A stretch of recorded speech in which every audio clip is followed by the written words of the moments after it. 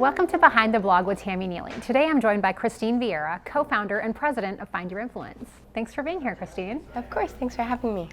So in December, we surveyed influencers and we asked them a series of questions about the platforms they use, how they engage with them. Was there a question that we asked where the response maybe surprised you more than the others? I think there were a couple of questions that surprised me. Probably the first one would be a question regarding TikTok and whether that was a up-and-coming platform, and 38% of our influencers said yes, which is higher than we've seen in the past. It's a platform we've been paying attention to for the last couple of years. Our first campaign that included TikTok was actually when it was Musical.ly 3-4 years ago. So that was interesting to see that, it's a platform for us to continue to pay attention to. The other question was, where was most of their sponsored content?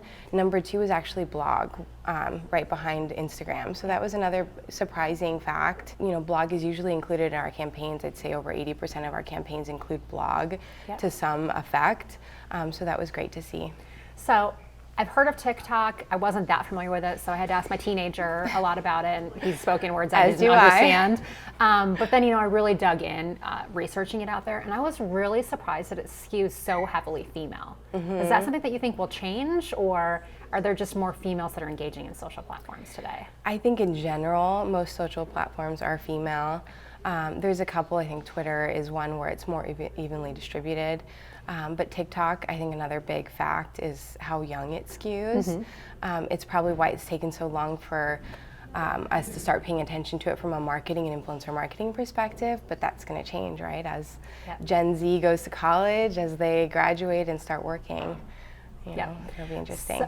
So one of the other questions that we asked that everyone's asking right now is like, what are we going to do if Instagram gets rid of likes? And in the survey, 77% of the people we surveyed said they're not concerned about it. So as influencer marketing evolves, what is the value of likes, and what does that really mean moving forward? That's an interesting question. I think it's a good thing that influencers have responded, that they're not concerned with it. I think a lot of them are looking to really focus on the content and making sure that their content matches their brand and that it's genuine. And that's what we want them to focus on as well, right? That's where the brands really see the benefits of influencer marketing, is when it's well thought out content and that content really matches your brand.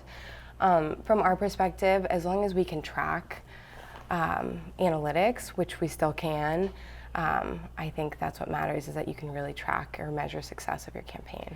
And so you touched on it a bit. When we asked influencers where they post most of their content, Instagram was wildly successful, followed up by blogs, which I think was at 14%. And when you look at that, there's so much value in blogs. What are influencers today who don't have a blog, what are they really missing out on? Sure, so I think first and foremost, it gives you the ability to create long-form content. So a lot of our influencers, whether they're fashion, beauty, food, you can post a picture, or you can post, a 15-second clip video, but blog gives you the ability to create that long-form content and create more content for your users. Most of our influencers that have a blog, they also share their branded content on Instagram, on Facebook, on Twitter. It just gives your content a lot more visibility.